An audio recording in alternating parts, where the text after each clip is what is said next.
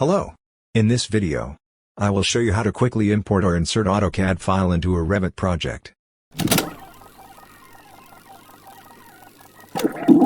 Okay, let us begin. In the Insert tab, click the Import CAD icon. Then locate the AutoCAD file which you would like to import.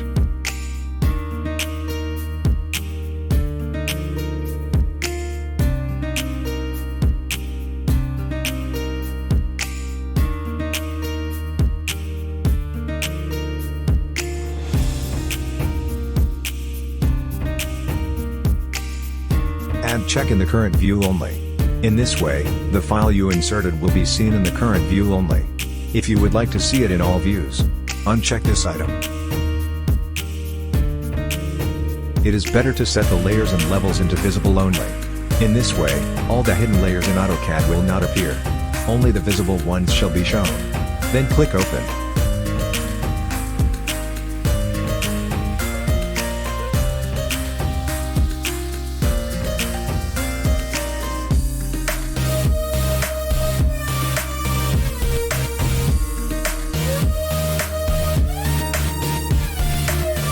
Adjust the settings.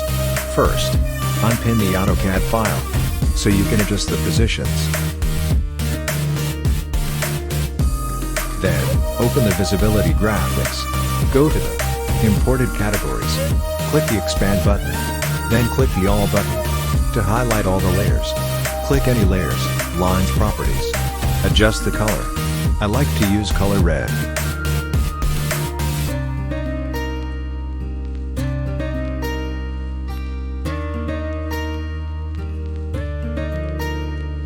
Finally, add check in the Half Done button.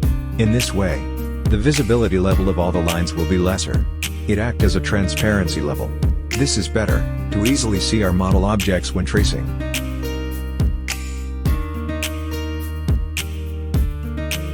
Thank you for watching.